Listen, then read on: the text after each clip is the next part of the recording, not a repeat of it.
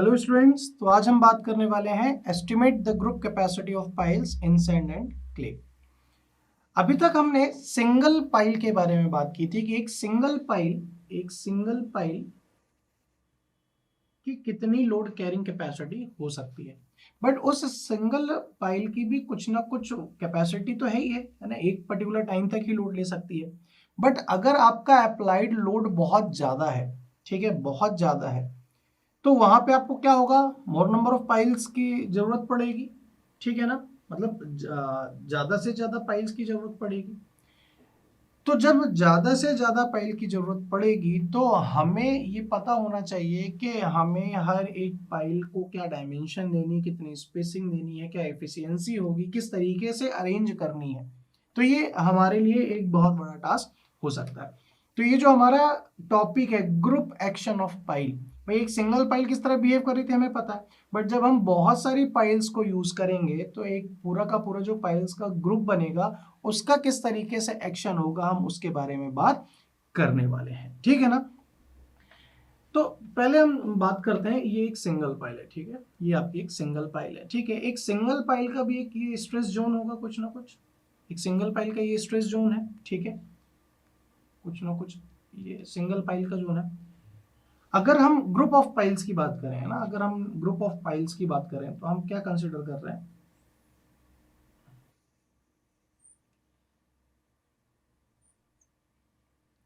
ये पाइल्स ले ली हमने, लाइन का मतलब है ग्राउंड लेवल, ठीक है, पाइल का मतलब है ग्राउंड लेवल।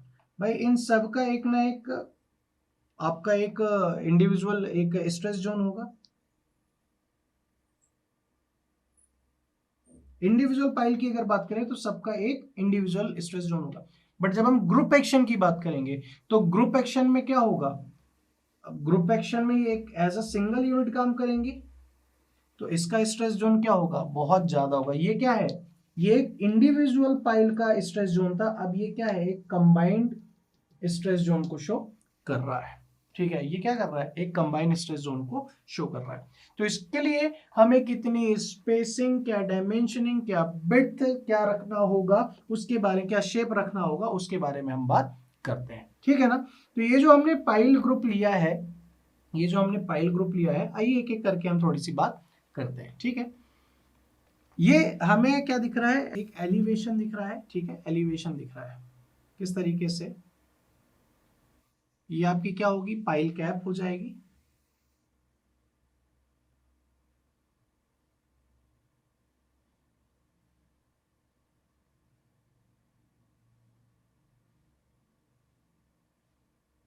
ये आपका क्या दिख रहा है, एलिवेशन दिख रहा है।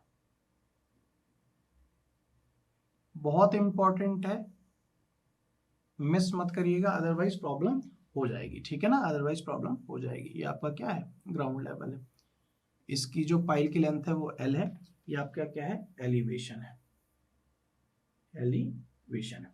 अब इसी का मैं क्या बनाऊं, एक प्लान बनाऊं, तो ये प्लान से कैसे दिखेगी, टॉप व्यू से कैसे दिखेगी,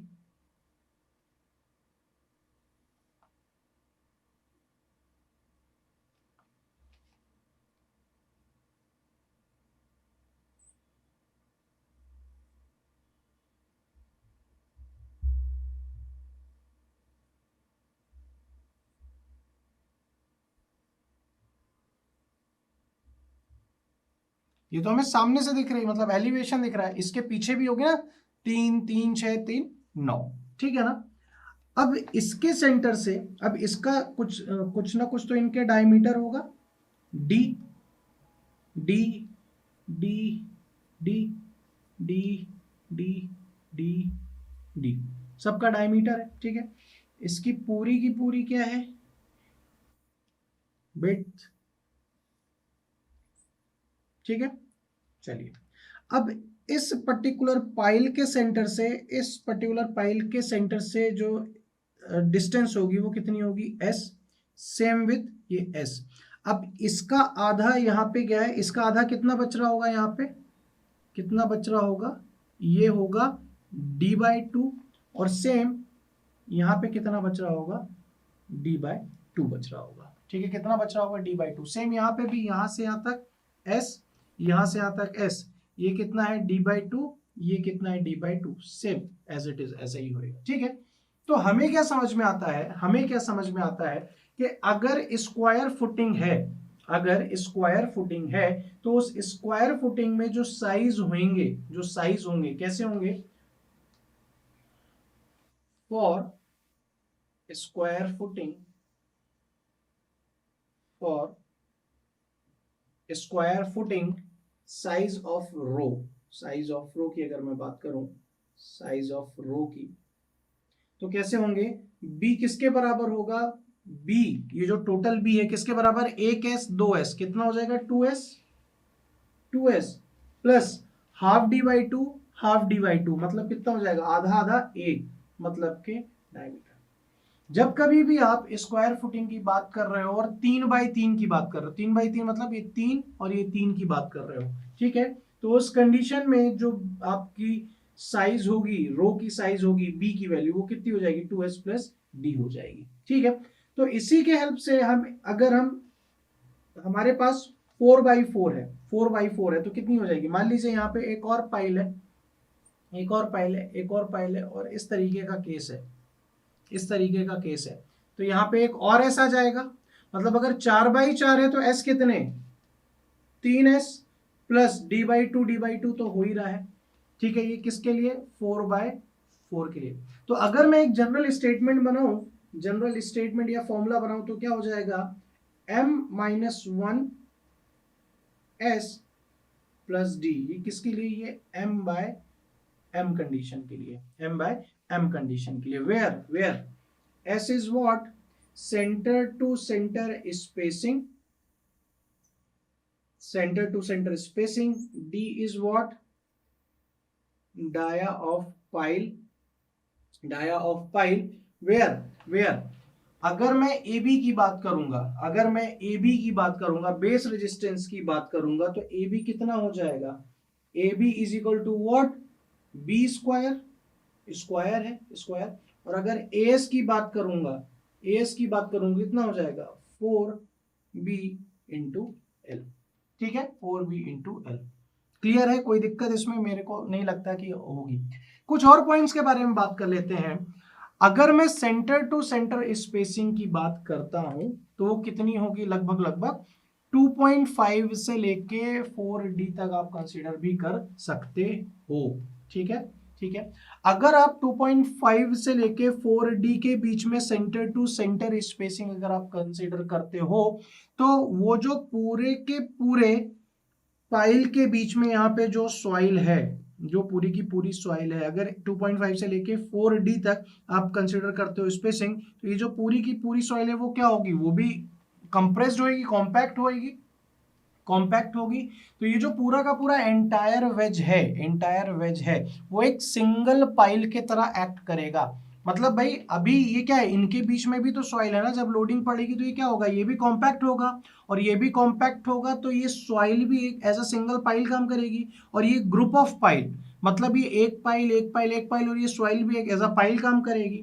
तो इस कंडीशन में जब आपका पूरा का पूरा पाइल ग्रुप एक सिंगल पर्टिकुलर पाइल की तरह बिहेव करेगा तो उस एक्शन को आप क्या बोलेंगे, ग्रुप एक्शन बोलेंगे। ठीक है, क्या बोलेंगे आप, ग्रुप एक्शन बोलेंगे। और मैं एक चीज बता दूं, ग्रुप एक्शन के अंदर जो आपका बेस एरिया है या फिर सरफेस एरिया है, दोनों ही केस में ये क्या हो जाता है, इंक्रीज हो जाता है। कैसे भाई, अभी सिंगल है तो यहाँ पे सिंगल क्या है, बेस एरिया है, ये सिंगल फ्रिक्शन है, बट जब आप बात करोगे इसके अंदर तो इसका बेस एरिया भी आएगा, इसका बेस एरिया आएगा, इसका बेस एरिया आएगा, प्लस ये जो सिंगल सॉइल भी है तो इसका भी बेस एरिया आ गया, इसका भी बेस एरिया आ गया, और इस चारों तरफ फ्रिक्शन भी आ गया, फ्रिक्शनल एरिया भी आ गया, तो ये क्या हो जाएगा, इंक्रीज हो जाता है। ठीक है, ग्रुप एक्शन में, ग्रुप एक्शन में जो आपकी डेप्थ ऑफ स्ट्रेस जोन है वो भी क्या हो जाती है, एक्सटेंड हो जाती है ग्रेटर डेप्थ तक एज कंपेयर टू इंडिविजुअल। ठीक है, तो इसलिए जो आपका ग्रुप एक्शन में सेटलमेंट भी होता है इंडिविजुअल के कंपैरिजन में वो क्या होता है, थोड़ा सा ज्यादा होता है। ठीक है, वो थोड़ा सा क्या होता है, ज्यादा होता है। ठीक है, बट अब बात करें कि ग्रुप एक्शन में मिनिमम नंबर ऑफ पाइल कितनी रिक्वायर्ड होगी, तो जब भी कभी भी आपको minimum number of pile requirement की बात होगी ग्रुप एक्शन के लिए तो आपका आंसर क्या होगा, 3 होगा, और वो 3 का भी अरेंजमेंट किस तरीके से होगा, इक्विलेटरल ट्राइंगल में होएगा। ठीक है, अब पाइल ग्रुप, अभी तो मैंने एग्जाम्पल के फॉर्म में स्क्वायर लिया, अब ये पाइल ग्रुप ट्राइंगुलर भी हो सकता है, रेक्टेंगुलर भी हो सकता है, स्क्वायर भी हो सकता है, सर्कुलर भी हो सकता है, पॉलीगॉन भी हो सकता है। जनरली आप लोग स्क्वायर पाइल ग्रुप ही प्रिफर्ड करते हो। ठीक है, जनरली आप लोग स्क्वायर पाइल ग्रुप ही अडॉप्ट करते हो। ठीक है, अगर मैं again centre to centre spacing की बात करूं पाइल के बीच पे, तो वो भी डिपेंड करता है आपके पाइल एक्शन के ऊपर। ठीक है, अगर मैं एंड बियरिंग पाइल की बात करूंगा तो वहां पे जो ग्रुप के अंदर स्पेसिंग होगी वो 2.5D से आपके 3.5D तक होएगी। बट अगर वहीं पे फ्रिक्शनल पाइल का यूज कर रहे हैं हम ग्रुप एक्शन के लिए, तो वो कितनी होगी, 3D to 4D टाइम्स होगी। क्लियर है, कोई दिक्कत? आई होप आप लोग को इसमें दिक्कत नहीं होगी। अगर फिर भी अगर आप लोगों को मोर नंबर ऑफ पाइल्स की जरूरत है ग्रुप एक्शन के अंदर, तो आप क्या करोगे, पाइल ड्रिविंग मैकेनिज्म को ही यूज करते हो। ठीक है, उसको ही यूज आप लोग करोगे। ठीक है, तो यहाँ पे हमने एक बैकग्राउंड सेट कर लिया है ग्रुप एक्शन के लिए। अब हम किस तरीके से load carrying capacity pile group action के लिए फाइंड आउट करते हैं, उसके ऊपर चर्चा कर लेते हैं। आइए देखते हैं। तो बात करते हैं हम determination of load carrying capacity of pile group action के बारे में। ठीक है, तो हम सबसे पहले क्या लेंगे, case for clay. Group action के लिए ऐसा नहीं है कि कुछ चीजें चेंज हो जाएंगी, लगभग अल्टीमेट लोड कैरिंग कैपेसिटी के लिए या फिर लोड कैरिंग कैपेसिटी के लिए फॉर्मूले आपके वही होने वाले हैं। ठीक है, क्या होंगे देखते हैं। Q U P is equal to Q E भी लिख दे रहा हूं मैं आप लोगों के लिए, प्लस क्यू एस एफ। ठीक है, क्यू यू ई बी का क्या होता है, Q dot B A B Q S F. ठीक है, क्यू एस डॉट एस, ये किसके बराबर होगा, क्यू यू पी के बराबर होएगा। ठीक है, अभी हमने कंसिडर क्या किया था, स्क्वायर कंसिडर किया था, स्क्वायर शेप यूज किया था। क्यूबी की वैल्यू क्या हो जाएगी आपकी 9C। स्क्वायर है तो आप क्या कर लोगे, एरिया बी स्क्वायर। ठीक है, यहां पे क्या हो जाएगा, alpha C bar dot A S perimeter क्या हो जाएगा 4BL, where alpha becomes 1, where alpha becomes 1 because addition is in between soil and soil। ठीक है, तो ये हो जाएगा किसके लिए, कोहेजन सॉइल के लिए या फिर कोहेसिव सॉइल फॉर क्ले। जब हम सैंड के लिए बात करेंगे, for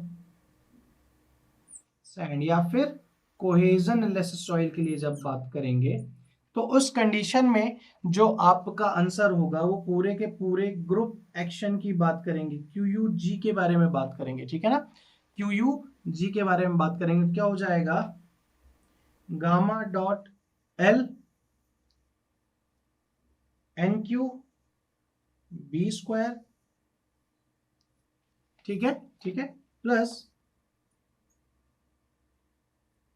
half B dot gamma dot N gamma dot K dot L tan phi होगा यहाँ पे। ठीक है, ये हो जाएगा QS इंटू एरिया कितना हो जाएगा 4BL। ठीक है, 4BL, ये आपको क्या हो जाएगा, ग्रुप एक्शन है ना, group action of group action के लिए लोड कैरिंग कैपेसिटी हो जाएगा। इसको भी आप लोग पाइल ना लिख के QUG लिखें, बट ये P सही है, P सही है। ठीक है, P सही है, कोई दिक्कत नहीं है। वेयर डेल्टा क्या हो जाएगा, फाई के बराबर हो जाएगा। क्यों, क्योंकि जो फ्रिक्शन है ये सॉइल और सॉइल के बीच में है। ठीक है ना, सॉइल और सॉइल के बीच में है। ठीक है, एक और पॉइंट के बारे में बात कर लेते हैं, अलाउएबल लोड या फिर safe load on pile group. ठीक है, कितना आप अलाउ करेंगे या फिर सेफ लोड कितना होगा पाइल ग्रुप के अंदर। तो जो सेफ लोड होता है पाइल ग्रुप के अंदर, आप दो कंडीशन में से जो भी मिनिमम होगा उसको कंसिडर करते हैं। ठीक है, दो कंडीशन क्या है? पहली कंडीशन क्या है? जो आपका क्यू सेफ होगा, क्यू सेफ कैसे फाइंड आउट कर सकते हो आप? जो आपका क्यू यू जी है उसको आप फैक्टर ऑफ सेफ्टी से डिवाइड कर दो। एक तो ये कंडीशन। दूसरा दूसरा आपका जो क्यू सेफ है, क्यू सेफ है, ये जो आपने Q U P find out किया है, एक सिंगल पाइल का फाइंड आउट किया आपने, किसका? सिंगल पाइल का। उस सिंगल पाइल में से मान लो जितने भी नंबर ऑफ पाइल आपने यूज किया है, ये क्यू यू पी की बात कर रहा हूं मैं ना, उसको आप क्या कर दो? फैक्टर ऑफ सेफ्टी से डिवाइड कर दो। आपने एक जगह क्या किया, आपने ग्रुप एक्शन से आपने लोड कैरिंग कैपेसिटी निकाल ली, उसको फैक्टर ऑफ सेफ्टी से डिवाइड कर लिया।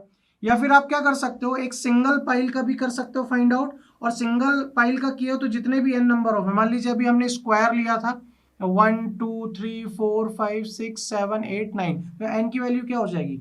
9 हो जाएगी। ठीक है, तो ये एन एक सिंगल पाइल की multiply by n divided by factor of safety.